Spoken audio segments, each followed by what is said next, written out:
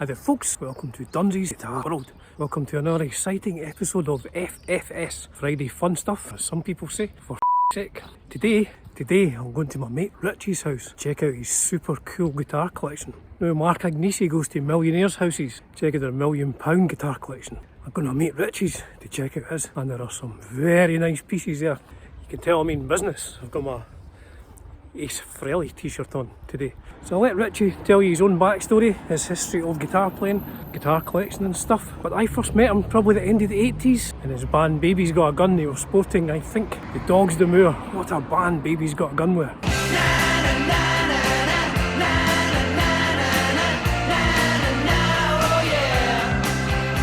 Na, oh yeah, love that. Now I know a lot of people that play guitar who played in bands, but Richie is the only person I know who has a genuine, great David Bowie story. Doesn't like to talk about it, but I think I could force him to do so in this episode. Now in a real, it's a small world type of experience. I just bumped into the lead singer of the Blood Uncles, John Carmichael, on the way around to Richie's. Blood Uncles, I love the Blood Uncles. In this life, you're on your own. See what the elevator tries to bring you down. Go crazy! March your high above! He's gone, dude. There he is. I just bumped into John Carmichael.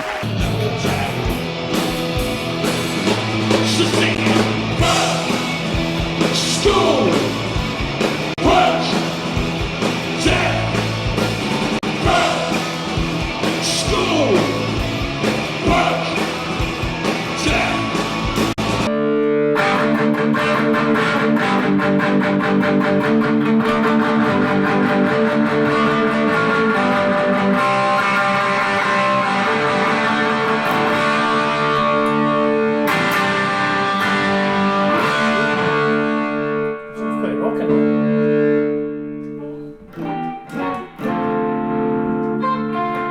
Customized cover.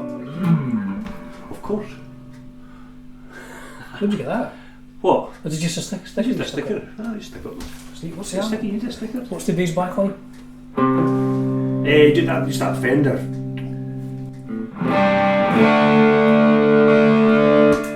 And a new pedal. The Mystery Brain. Which could take a wee while to sort out. Nice guitar, though. Do you ever use a neck pickup? Nah. When did you get that, Gretsch?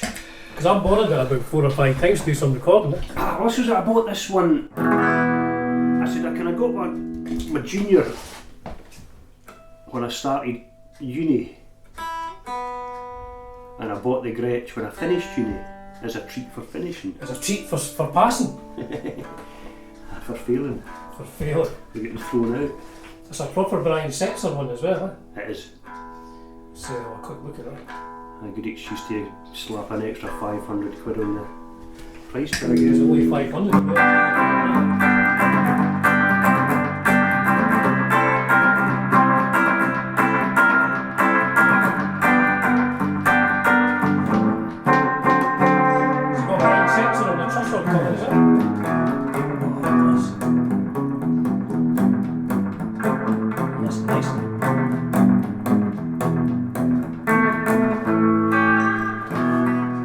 Still make it? Aye, I think they churn them out, aye. Churn them out from a factory in Japan, you know. I don't like it, the newer ones have got a better looking Bigsby. I prefer the Bigsby with it's got a wee V hole in it, you know.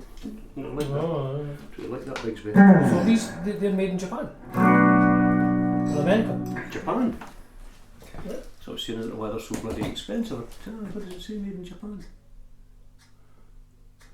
Made in Japan? Nice. It's a beautiful guitar, like what it sounds fantastic. I wish I'd got an orange one though. I like the flame, you know. It sounds great when you do that like E minor chord, do the big Bigsby thing.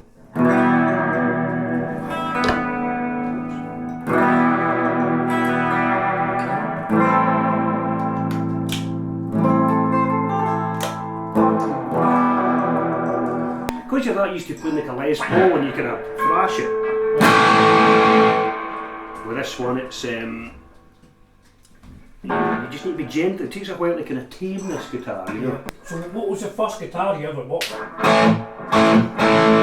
Your very first instrument? The first one I bought, I got one for my Christmas one year off my dad and my mum, what was it, a Gibson. Oh, one of the Japanese, like... Semi-acoustic thing. Which right. It's still in the shed, but I mean, it's fucked. You still got it? Aye, it's in the shed. Brilliant. But the neck's all twisted and the picket doesn't work, it doesn't work. And then I got an Aria Pro 2, the Thor sound I was talking about. I was saying like TS400 or something like that? I don't know what it was, but it was quite nice as well. But I ended up selling it when I was skint. And then my first proper guitar was the 73 Deluxe. Aye, because I think the first time I saw you play, which might have been with the Dogs of the Moor, 89 or 90 at the venue. God. That must have been the first time I saw you play. Maybe 89 I think it was. And I think you were using the 74 Deluxe then? But yep, that'll be my main guitar, I think.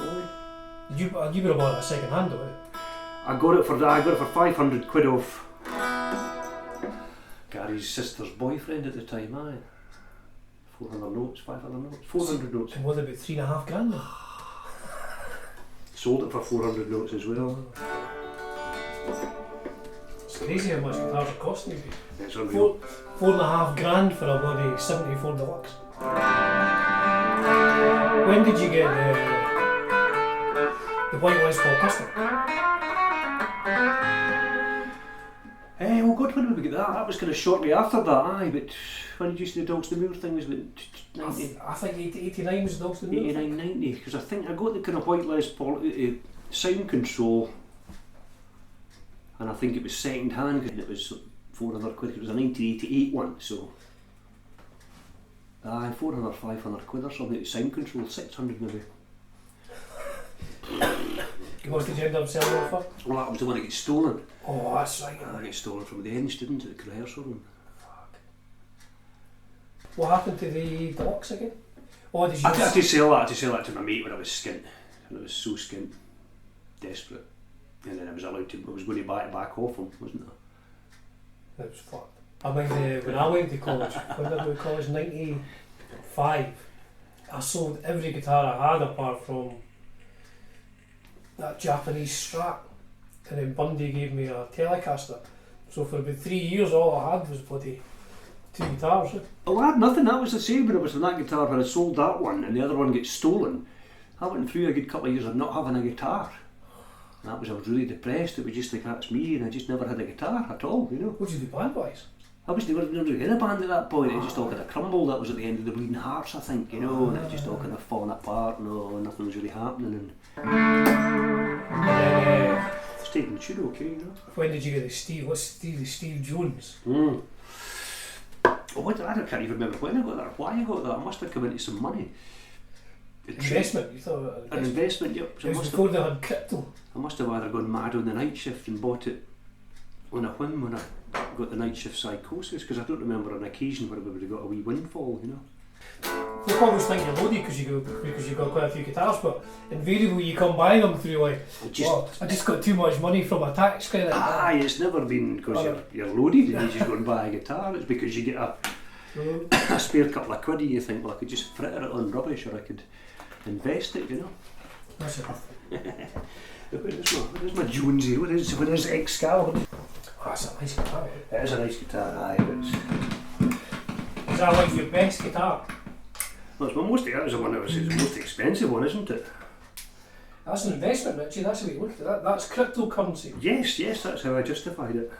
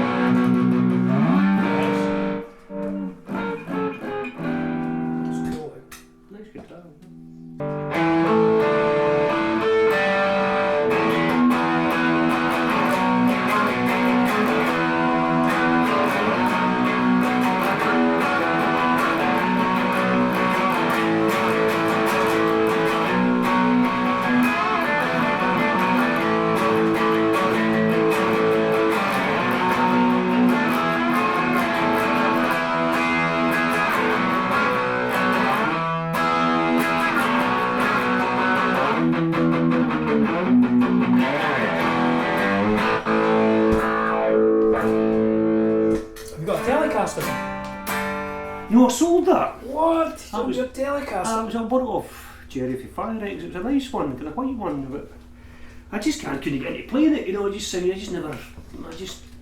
It's too thin if you're used to using Gibsons. Yes, and it was just, you know, and I thought, okay, it might be a good guitar, but I was never ever going to use it, and I just thought it was just dead guitar weight, you know. Just get rid of it. So he wanted it back, so I just sold it back, which was fine. Sell it and buy a reverb pedal from America. Aye. Which was, it's actually probably dearer than the bloody Telecaster. It was good, I like that pedal. It was aye. I think that's the thing about the internet, you see things, you go, buy that, but if you went into a shop, and you saw it in a shop for 300 quid, would you go, oh, I'll buy that? You probably wouldn't. Nah, I mean, I thought it sounds good, like, but it's a lot of money for For what it does. a reverb delay pedal. For a pedal, but I mean, I suppose like 200 quid for an overdrive pedal is equally expensive, isn't it?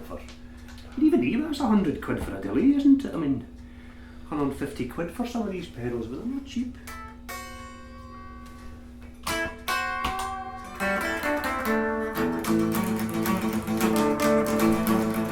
Who would you say, who's your favourite guitar player of all time? Apart from you? Apart from me. Your favourite guitar player of all time apart from Dunsy? That's a trick. I was thinking about that the other day. I mean, Steve Jones, Johnny Thunders, obviously. I think Pete Townsend, I think for me, is probably. And you watched the Who live, I said that Kilburn, that live gig for Kilburn that was on recently. What I need to ask you, Richie, Oh. on the way round I did in my intro, I said, the David Bowie story. We need to hear Richie's David Bowie Oh, well, we story. supported David Bowie, but you know we don't like. He doesn't like to talk about it, but he's going to tell us today. He's going to tell us that David Bowie, it's a genuine David Bowie story as well. It's not just a made up story, this is true. No, it's actually, I was watching a clip on YouTube of us on the news. I showed Jane that this morning. I showed the exact thing to Jane this morning. I says, here's Richie and Billy and Gary on the news. On the news, Angus Simpson on the news. BBC News. 4 young Scottish rock musicians have been polishing up their act this afternoon in preparation for the most important performance of their lives. The East Kilbride group Baby's Got a Gun, who've only played together for a year, have been chosen as support band to David Bowie in Livingston this evening on the only Scottish performance of his tour.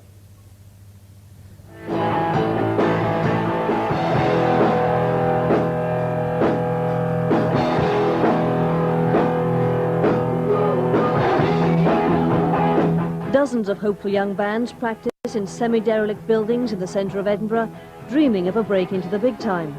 For one of them, that dream came true last week with a phone call asking Baby's Got a Gun to play support at tonight's David Bowie concert in Livingston. It's his only Scottish gig, and Baby's Got a Gun are the only unsigned group to be asked to join him as a support band. Gary Borland, Richie Simpson, Billy Cochrane and Billy Duncanson have been playing together for a year, but have had only since last Friday to rehearse for their big break. They're confident and grateful for the opportunity. When was that, 1989, wasn't it? Aye, and as I say, we got the phone call on the Friday saying you want to support David Bowie on the Monday. Dude, see when the phone, did you think there was somebody just making it up? Aye, it was just one of them, aye. Somebody just winding me up? No, I think no, because it was regular music that had phones, so I think we knew it was real, you know. Because we knew Bowie was touring and he was looking for local support bands for the gigs, and obviously we'd been out gigging quite a lot and we were kind of fairly prominent in Edinburgh, I think, at the time, so they phoned us, so what to do, because they knew we'd be tight, they knew we were ready, you know what I mean, we didn't need to rehearse or anything, so, yep. Phone call on the Friday, gig on the Sunday, was it? The phone call on the gig on the Monday, played Livingston on the Sunday, and a different gig for a different reason, and we kind of cleared the place. It was absolutely dreadful, you know. I thought, this isn't boding well for tomorrow night, but then the next day Billy got his money for the Prince's Trust to buy a new drum kit, and we went to get filmed for the news, and then we went to Livingston, yep. Because the news must have came down to the rehearsal room in Nidri Street. Nidri Street, aye, brilliant. And then the Nidri Street rehearsal rooms, you should have seen these places, man. Space cruiser out to Livingston, and then yep, got there, Bowie's sound checking with the doors closed, but then they were doing like Stooges songs, and it was just fantastic, you know. And then obviously we get ready another bit, you know. I think when we're up to sound check, Bowie's lyric book still lying there, and Bowie's mic, and that, oh, you know. Did you get to touch Bowie's mic? Well, I thought about stealing his songbook, but the radio coordinator took it away fairly quickly. You know. And then that was it's the first gig I think we'd ever done at the time, when we were getting ready to go on, obviously shitting it, you know, thinking here we go, you know, and we were standing right to go boys, and we were standing inside of the stage where they put the lights down. Ah, I know, it's like these big shows. And there's a roar. Whoa! I was like, oh, fucking hell, the thing is Bowie. It was us. How long was your set? About half an hour? Half an hour set, aye. We did a storm, absolute storm, you know, it was absolutely brilliant, you know. I think everybody must have seen us on the news and thought local lads doing well, so. You've not got a recording of it? You've never been No, nothing. A couple of photographs if we're lucky, you know, nothing. No recordings, nothing. No. The 90s, the late 80s, people didn't have phones. No didn't phones, have... I mean, even up until 10 years ago, people didn't really have phones, you know. It's bizarre, all these moments that are just gone in time, but apart from you. But it's good because it means me and Richie can just make things up now. And Yes. Nobody had a camera that night, yeah. Tell lies, that's right. When Bowie came back to the house, you know, we're sitting having a drink, you know, and... What did you get on the rider? Oh, the rider was dreadful, it was the worst rider ever. What did we get again? It was like kind of half a dozen cans of Coke and some fun-sized Mars bars and a couple of bags of crisps, eh? I've got a packed lunch for a school trip. And we get stuck in the cupboard at the side of the... It wasn't even a dressing room, it was like where they kept all the gym mats and stuff and the weight equipment. Did you get any beers? No. No. No beers? A couple of cans of Coke and some crisps, you know. For the boys, you know, for the kids in the Rock corner. and roll. Aye, fantastic. But I can't and it was great, and there was an after show party down at Buster Brown's, you know, which was great. Was Bowie there as well? No, God, no. It was good fun.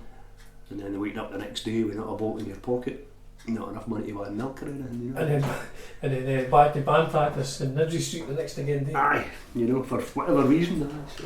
But here we are, 35 years later, still doing the same thing. Still trying to make it.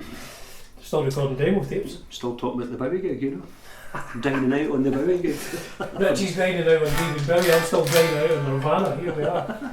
A lifetime later, Richie and I are still living in the past. Not everybody can say they've done that, you know, so it's a good thing, you know. What you need is a BBC documentary about the Bowie gig to kickstart things like the Nirvana one. Well, it's obviously because we relaunched his career, didn't we? I think so. He was at a low point, so you could technically say you guys supporting him, maybe put him back onto the upward trajectory. I think he saw us and went, wow, there, you know, let's copy them, and I think he done his chameleon type thing,